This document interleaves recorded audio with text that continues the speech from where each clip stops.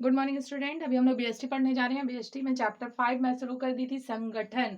संगठन में हमने देख लिया था संगठन किसे कहते हैं और संगठन संगठन किसे कहते हैं, और उसके आगे का मैंने आपको बता दिया था। औपचारिक संगठन की परिभाषा दी। औपचारिक संगठन किसे कहते हैं, औपचारिक संगठन के क्या लाभ हैं, और हम जानते हैं कि जिसके लाभ होते हैं उनकी कुछ हानियां भी होती हैं। तो अभी हम लोग देखेंगे औपचारिक संगठन के हानियों को बताइए। औपचारिक संगठन से क्या क्या हानियां होती हैं। तो औपचारिक संगठन के निम्नलिखित हानियां होती हैं।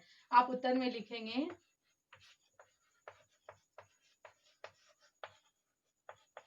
औपचारिक संगठन से निम्नलिखित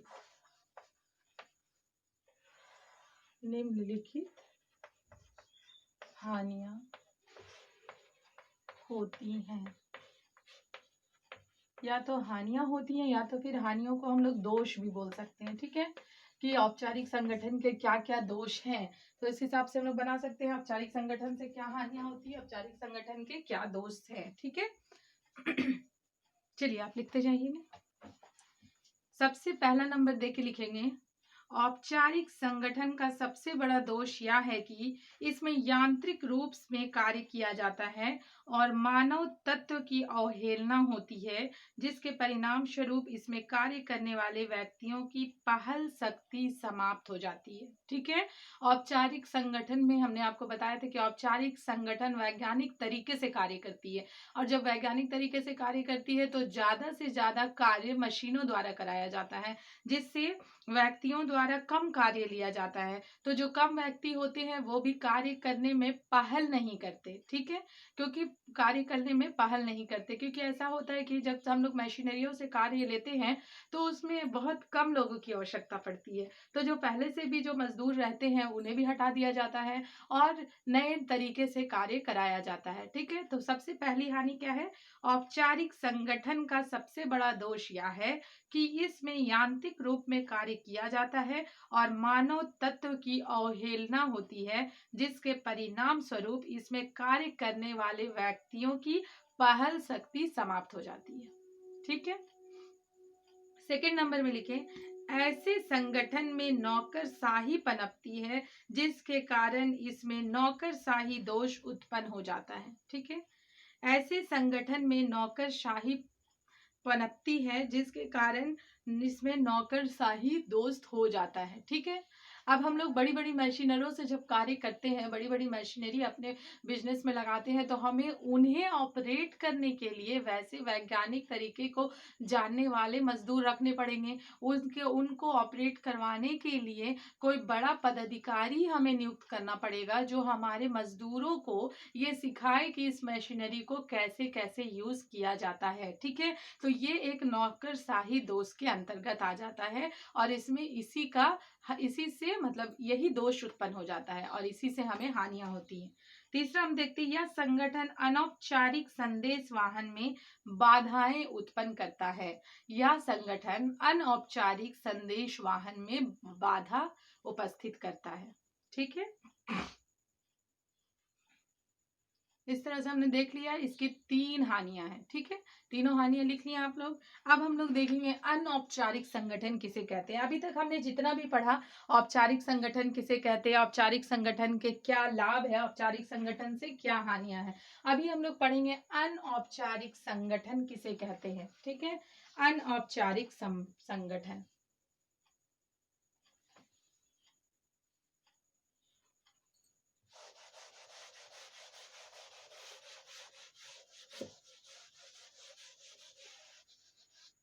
नेक्स्ट लिखेंगे आप,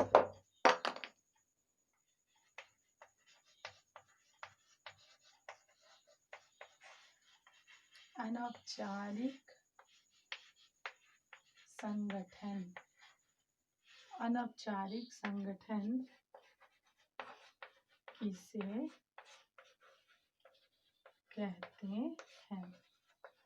अनौपचारिक संगठन किसे कहते हैं, उत्तर में लिख लेंगे, अनौपचारिक संगठन व्यक्तिगत एवं सामाजिक संबंधों अनौपचारिक संगठन और व्यक्तिगत एवं सामाजिक संबंधों का एक ऐसा जाल है जिसे स्थापित करने के लिए किसी औपचारिक संगठन की स्थापना की आवश्यकता नहीं पड़ती। मतलब औपचारिक संगठन की स्थापना किए बिना अनौपचारिक संगठन बनाया जा सकता है। फिर से देखेंगे, अनौपचारिक संगठन व्यक्तिगत एवं सामाजिक संबंधों का एक ऐसा जाल है जिसे स्थापित करने के लिए किसी औपचारिक संगठन की स्थापना एवं आवश्यकता नहीं पड़ती। दूसरे शब्दों में, औपचारिक संगठन वह सामाजिक ढांचों से तैयार होता है जिसमें व्यक्तिगत आवश्यकताओं की पूर्ति के लिए किया जाता है। इस प्रकार स्पष्ट है कि अनौपचारिक संगठन सामाजिक आवश्यकताओं की पूर्ति के लिए स्थापित होते हैं। ठीक है। सामाजिक औपचारिक संगठन, अनौपचारिक संगठन सामाजिक कार्यों के लिए गठित होते हैं। सामाजिक कार्यों के लिए गठित होते हैं मतलब व्यक्तिगत आवश्यकताओं की पूर्ति करने के लिए। व्यक्तिगत आवश्यकता हम किसे कहते हैं? जो प्रत्येक लोगों तक पहुंच सके उसे हम क्या कहते हैं? व्यक्तिगत औपचारिकता। तो व्यक्तिगत औपचारिकता, व्यक्तिगत ढांचा, व्यक्तिगत आवश्यकताओं की पूर्ति के लिए जिसे तैयार किया जाता है उसे अनौपचारिक संगठन कहते हैं। फिर से एक बार बोल दे रही हूँ, अनौपचारिक संगठन व्यक्तिगत एवं सामाजिक संबंधों का ऐसा जाल है जिसे स्थापित करने के लिए किसी औपचारिक संगठन की स्थापना की आवश्यकता नहीं पड़ती। दूसरे शब्दों में, औपचारिक संगठन वह सामाजिक ढांचों से तैयार होता है जिसमें व्यक्तिगत आवश्यकताओं की पूर्ति के लिए किया जाता है। इस प्रकार स्पष्ट है कि अनौपचारिक संगठन सामाजिक आवश्यकताओं की पूर्ति के लिए स्थापित किए जाते हैं। ठीक है, पहला क्वेश्चन हो गया। अनौपचारिक संगठन का ये पहला क्वेश्चन है। ठीक है, फिर दूसरा देख लीजिए, अनौपचारिक संगठन की क्या क्या विशेषताएं हैं। अनौपचारिक संगठन की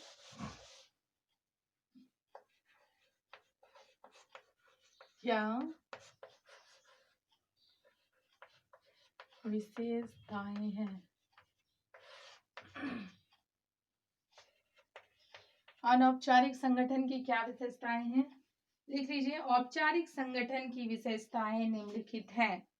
पहला, औपचारिक संगठनों का निर्माण स्वतः अथवा अपने आप होता है।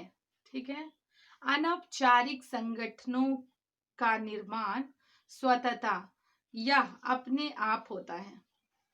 दूसरा लिखेंगे, अनौपचारिक संगठन सामाजिक होते हैं जिनकी स्थापना व्यक्तिगत आवश्यकताओं की पूर्ति के लिए होता है। अनौपचारिक संगठन सामाजिक होते हैं जिनकी स्थापना व्यक्तिगत आवश्यकताओं की पूर्ति के लिए किया जाता है। तीसरा देखिए, अनौपचारिक संगठनों का निर्माण सामाजिक समूहों के रीति रिवाजों, धर्मों, जातियों, भाषाओं, क्षेत्रों, स्वभावों, विचारों, पारस्परिक संबंधों, आदतों तथा लंबे समय तक आपस में मिलते जुलते रहने के कारण होता है। ठीक है, अनौपचारिक संगठनों का निर्माण सामाजिक समूहों के रीति रिवाजों, धर्मों, जातियों, भाषाओं, क्षेत्रों, स्वभाव, विचारों, पारस्परिक संबंधों, आदतों तथा लंबे समय तक आपस में मिलते जुलते रहने के कारण होता है। फोर्थ नंबर लिखेंगे, अनौपचारिक संगठन संपूर्ण संगठन का आंतरिक भाग होता है। ठीक है, अनौपचारिक संगठन संपूर्ण संगठन का आंतरिक भाग होता है। फिफ्थ नंबर में देखिए, इसके अपने नियम परंपराएं होती हैं। इनके अपने नियम और परंपराएं होती हैं जिनका ये पालन करते हैं। ये नियम लिखित नहीं होते फिर भी इनका पालन किया जाता है। 5 नंबर एक बार फिर से देखिए, इनके अपने नियम और परंपराएं होती हैं जिनका ये पालन करते हैं। ये नियम कहीं लिखे नहीं होते फिर भी इनका पालन हो जाता है।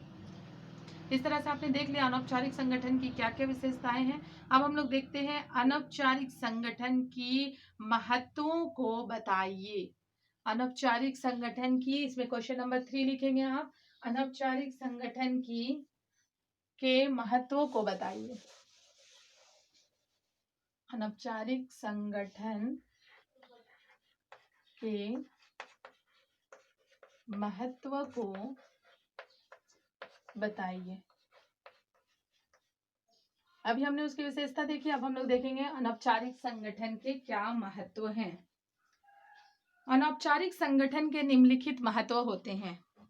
1 नंबर में लिखेंगे, ये औपचारिक संगठन की कमियों को पूरा करता है। अनौपचारिक संगठन औपचारिक संगठन के कमियों को पूरी करता है। ठीक है। सेकंड देखिए, इनके होने से संगठन में कार्य करने वाले कर्मचारियों के पारस्परिक संबंध सुदृढ़ होते हैं। इनके होने से संगठन में कार्य करने वाले कर्मचारियों के पारस्परिक संबंध सुदृढ़ होते हैं और आपसी समझ भी बढ़ती है। तीसरा नंबर लिखिए, इसमें कर्मचारियों को संतुष्टि प्राप्त होती है तथा कार्यों समूहों में अस्थायित्व आता है। थर्ड नंबर है, इससे कर्मचारियों को संतुष्टि प्राप्त होती है तथा कार्यों समूहों में अस्तित्व आता है। चौथा देखिए, संदेश वाहन प्रणाली अधिक तेजी से कार्य करने लगती है। संदेश वाहन प्रणाली अधिक तेजी से कार्य करने लगती है। फिफ्थ में देखिए, ये संगठन प्रबंधकीय योग्यता की कमियों की पूर्ति करने में सहायक होते हैं। ये संगठन प्रबंधकीय योग्यता की कमियों को पूरा करने में सहायक होते हैं। ठीक है, हमने आज 4 क्वेश्चन इसके बारे में देख लिया। अब कल हम इसके बारे में आगे देखेंगे, अनौपचारिक संगठन के क्या दोष है और औपचारिक अनौपचारिक संगठन में अंतर। आज के लिए इतना ही। Thank you.